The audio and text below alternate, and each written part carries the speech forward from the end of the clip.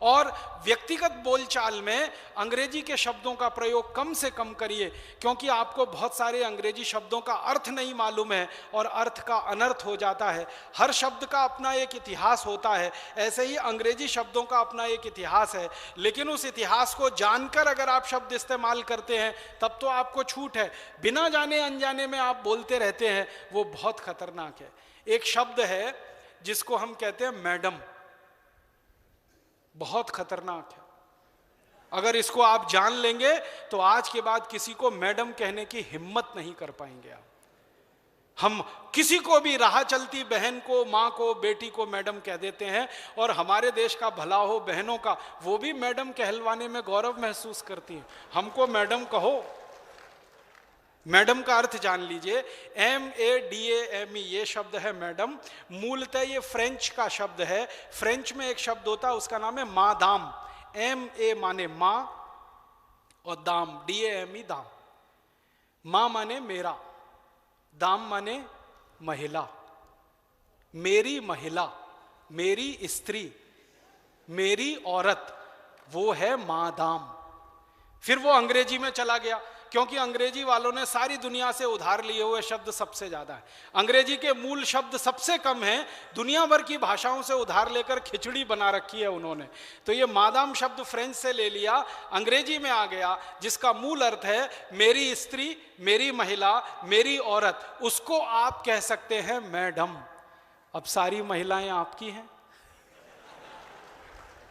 सारी स्त्रियां आपकी हैं, सारी औरतें आपकी हैं तो बहन के रूप में, हैं तो मां के रूप में, पत्नी के रूप में नहीं हो सकती सारी स्त्रियां, सारी महिलाएं। तो गलती से भी कल से किसी को मैडम मत कहिए। मां बोलिए, बहन बोलिए, मां कहिए, बहन कहिए, बेटी कहिए। अगर छोटी है, बराबर की है तो आप बहन कहिए, जो कहना है कहिए। भारतीय शब्दों में रिश्ते बिल्कुल स्पष्ट हैं। बहन का रिश्ता एकदम स्पष्ट है, मां का रिश्ता एकदम स्पष्ट है, बेटी का रिश्ता एकदम स्पष्ट है, पत्नी का रिश्ता एकदम स्पष्ट है। इतने स्पष्ट रिश्ते दुनिया के किसी शब्द में नहीं मिलेंगे जो भारत में। मैडम का रिश्ता ही स्पष्ट नहीं है आपको, और हो गया तो कहने की हिम्मत नहीं करेंगे। तो हाथ जोड़कर विनती करता हूं, मैडम कहना बंद कर दीजिए। और जो आपके नजदीक में मैडम कहलाने वाली बहनें हैं, उनको भी जरा ये बता दीजिए कि आप किस किस की हो सकती हैं, किसकी नहीं हो सकती है। तो ये मैडम बंद करिए। और एक बहुत खराब शब्द है सर, सर, सर। ऐसी गुलामी घुसी हुई है हमारे यहां। मैं कार्यालयों में जाता हूं तो एक ही शब्द सुनता हूं, yes sir, okay sir, right sir, very good sir, fine sir, sir, sir. मालूम है सर क्या है? ये जो SIR सर शब्द है, ये अंग्रेजी का शब्द है, मूलतः अंग्रेजी का है। और ये शब्द आया है पदवी से। एक पदवी होती है जिसको सर कहा जाता है इंग्लैंड में। जैसे हमारे यहाँ आचार्य जी है ना, वो एक पदवी है ना, वैसे ही सर एक पदवी है। लेकिन कोई अच्छी पदवी हो तो बोलने में मजा भी आएगा, अच्छा भी लगे। ये पदवी क्या है वो जान लो। यूरोप में, पूरे यूरोप में सभी भाषाओं में ये सर शब्द है। अंग्रेजी में मूल रूप से आया, फिर दूसरी भाषाओं में गया। पूरे यूरोप में एक मूल परंपरा है जिसको आप सुनेंगे तो हैरान हो जाएंगे। दूसरों को गुलाम बनाकर रखने की परंपरा हजारों साल तक यूरोप में रही है। दूसरों को गुलाम बनाकर रखने की परंपरा यूरोप में बहुत लंबे समय तक रही है, हजारों साल तक रही है। तो होता क्या है यूरोप में, जो व्यक्ति जितने ज्यादा लोगों को गुलाम बना के रख सकता है वो उतनी ही ऊंची पदवी का अधिकारी होता है, उसकी पदवी उतनी ऊंची होती है। गुलाम बनाकर जो रख सकता है उसकी पदवी उतनी ही ऊंची हो सकती है। महिलाओं को गुलाम बना के रख सके, पुरुषों को गुलाम बना के रख सके। गुलामी की प्रथा पूरे अमेरिका, पूरे यूरोप का सबसे शर्मनाक और काला अध्याय है जिसको वो कभी मिटा नहीं पाएंगे दुनिया के सामने। उस गुलामी की परंपरा में से निकला है सर। जिनके गुलाम सबसे ज्यादा हैं वो सर की उपाधि से विभूषित किए जाते हैं। भारत दुनिया में एक ऐसा अद्भुत देश है जहां कोई किसी को गुलाम नहीं बना सकता। कारण क्या है? यहां सब स्वतंत्र हैं, क्योंकि आत्मा सबकी समान है और सब ईश्वर के पुत्र हैं, सब बराबर हैं, कोई ऊंचा नहीं है, कोई नीचा नहीं है। चींटी भी आपकी गुलाम नहीं है, मक्खी मच्छर भी आपके गुलाम नहीं है। वो भी स्वतंत्र जीव है, आप भी स्वतंत्र जीव सब है, भगवान के उनको जिंदा रहने का उतना ही अधिकार है जितना आपको। तो हम तो चींटी मक्खी मच्छर को गुलाम नहीं बना सकते, आदमी को गुलाम बनाना तो दूर की ही बात इस देश में संभव नहीं। तो यहां गुलामी की परंपरा हो नहीं सकती और वहां गुलामी के अलावा दूसरी कोई परंपरा नहीं हो सकती। तो वो सर के शब्द का इस्तेमाल करते हैं उस गुलामी की परंपरा को बताने के लिए और समझाने के लिए। हम हमारे देश में कम से कम इस गलत शब्द का उपयोग ना करें। आपको सर बिल्कुल हटा देना चाहिए अपने जीवन में से, और अगर किसी अननोन अनजान आदमी को आप संबोधित कर रहे हैं तो श्रीमान कहिए ना, कितना सुंदर शब्द है श्रीमान। श्रीमान कहिए, श्रीमान कहिए, महाशय कहिए, महोदय कहिए, कोई भी शब्द ले लीजिए, हिंदी का संस्कृत का शब्दों की कोई कमी नहीं। और अपने शब्दों में दम कितना है। थोड़ी देर पहले मैं मैडम बता रहा था ना, और भारत का एक शब्द है श्रीमती। श्री माने लक्ष्मी, मति माने बुद्धि। लक्ष्मी और बुद्धि, लक्ष्मी और सरस्वती जहां एक साथ निवास करे वो श्रीमती, वो मैडम नहीं है। मैडम अलग है, श्रीमती अलग है। हम कई बार भाषांतर कर देते हैं ना, मैडम का श्रीमती कर दिया, सर का श्रीमान कर दिया, ये बड़ा खतरनाक खेल है। और एक शब्द कभी भी अपने जिंदगी में अंग्रेजी का मत लाइएगा, मिस्टर। मिस्टर ये, मिस्टर ये, मिस्टर ये, मिस्टर ये अक्सर बोलते रहते हैं ना। मिस्टर का इतिहास अगर जान लेंगे तो फिर कभी भी बोल नहीं पाएंगे। मिस्टर कौन होता है और मिसेस कौन होता है। हमारे यहाँ मिसेस श्रीमती नहीं है। इंग्लैंड यूरोप में मिसेस और मिस्टर जो शब्द हैं वो क्या हैं। इंग्लैंड की एक पुरानी परंपरा है, वो ये है, एक से ज्यादा स्त्रियों को अपने साथ रखना, एक से ज्यादा पुरुषों को अपने साथ रखना। कोई महिला है, रानी है, वो कई पुरुषों को अपने लिए इस्तेमाल कर सकती है, अपने शरीर की वासना को शांत करने के लिए। और कोई राजा है, वो बहुत सारी स्त्रियों को इस्तेमाल कर सकता है अपने शरीर की वासना को शांत करने के लिए। और राजा के नीचे के जो लोग हैं वो भी उसी परंपरा में चलते रहते हैं, जो अधिकारी वर्ग के लोग होते हैं। तो वहां बहुत सारी महिलाओं से बहुत सारे पुरुषों के रिश्ते होते हैं, बहुत सारे पुरुषों के बहुत सारी महिलाओं से रिश्ते होते हैं। एक खराब शब्द है ना, विवाह के अतिरिक्त संबंध, जिसको एक्स्ट्रा मैरिटल अफेयर्स कहते हैं, वो पूरे यूरोप में सामान्य है।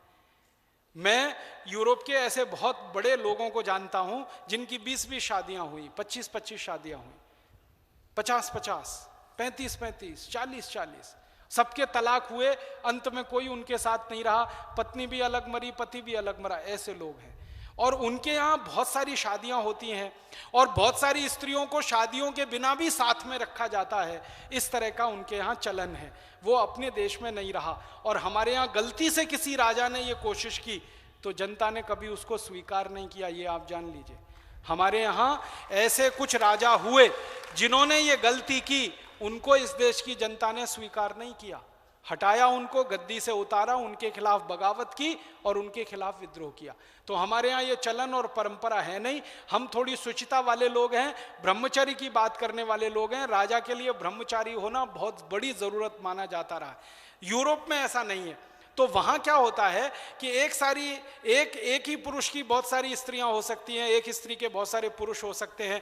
तो उनको अलग अलग करने के लिए तय किया जाता है मिस्टर एंड मिसेस। कौन सी मिसेस? ये वाली। कौन से मिस्टर? ये वाले। कौन से मिस्टर? वो वाले। कौन से? तो अब मैं मूल अर्थ बता रहा हूं। मिस्टर का अर्थ होता है पति को छोड़कर कोई भी पुरुष, वो मिस्टर है। और मिसेस माने धर्म पत्नी को छोड़कर कोई भी स्त्री। आप सोचिए, आपके लिए यह संभव है? पति को छोड़कर कोई भी पुरुष मिस्टर हो सकता है और पत्नी को छोड़कर कोई भी स्त्री मिसेस हो सकती है। तो आप अपनी जिंदगी में मेहरबानी करके ये मिस्टर मिसेस शब्दों का इस्तेमाल बंद करिए। कभी लिखिए मत किसी को, बोलिए मत किसी को। परिचय करवाते हैं ना राजीव भाई कि ये हमारे मिस्टर है, ये हमारी मिसेज। बहुत खराब है। हम धर्म पति हैं या धर्म पत्नियां हैं, मिस्टर मिसेस नहीं है यहाँ कोई। क्योंकि हमने अग्नि के साक्षी में 7 फेरे लिए हैं पूरे समाज के गवाह बनाकर। हम ऐसे ही पति पत्नी नहीं होते हैं इस देश में। यहाँ बड़ी बहुत पुरानी परंपरा है पति पत्नी होने की। यूरोप में तो ऐसे ही हो जाते हैं। बेड पार्टनर हैं तो आप हो सकते हैं, भले आप कहीं जाएं या ना जाएं। और बिना पति पत्नी हुए भी सालों साल साथ रह सकते हैं, क्योंकि उनके यहाँ एक परंपरा है लिव इन रिलेशनशिप। आप पति नहीं है, पत्नी नहीं है, साथ में रह रहे हैं, बच्चे पैदा हो गए तो किसी अनाथ आश्रम को दे दिए, वहां पर वो बड़े होंगे, वहीं पर पलेंगे। फिर उनके साथ समस्या आती है कि नाम किसका दिया जाए, क्योंकि उनके बाप का पता नहीं, क्योंकि उनकी माँ का पता नहीं, तो चर्च फिर उनका नाम तय करता है और उनको चर्च का नाम दिया जाता है। तो उनके यहाँ की ये पुरानी परंपराएं हैं। अब वो खराब हैं अच्छी हैं वो जाने, हम उस पर टिप्पणी नहीं करते। हम ये नहीं कह सकते कि वो बहुत खराब है, हम ये भी नहीं कहते बहुत अच्छी है। हम तुलनात्मक रूप से कह सकते हैं कि अपने देश की परंपरा से वो भिन्न है।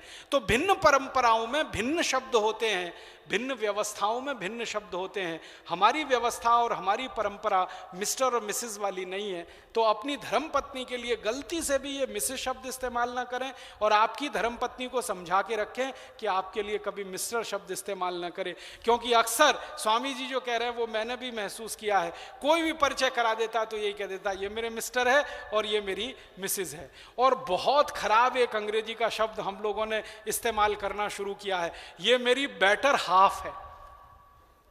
वो और भी तकलीफ देने वाला शब्द। बेटर हाफ वहां हो सकती है, यहां नहीं होती है कोई भी।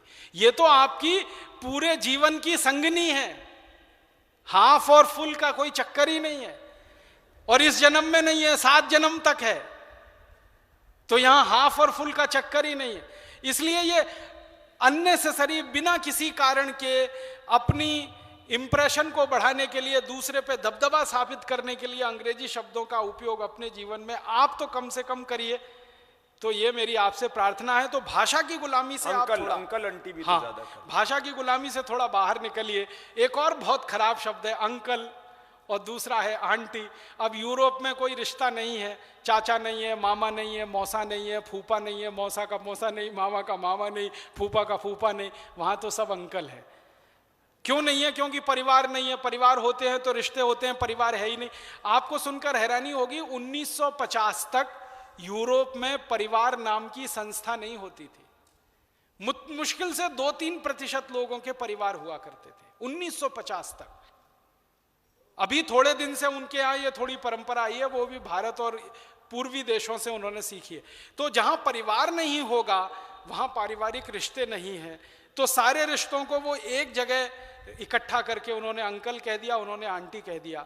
तो आपके जीवन से ये अंकल, आंटी, फिर ये मिस्टर, मिसेज, मैडम, सर, ये फालतू के जो अंग्रेजी शब्द हम लोग बेकार में इस्तेमाल कर रहे हैं, इनको निकालिए। भाषा की गुलामी से आप बाहर निकलिए तो दूसरों को निकालने में सुविधा होगी।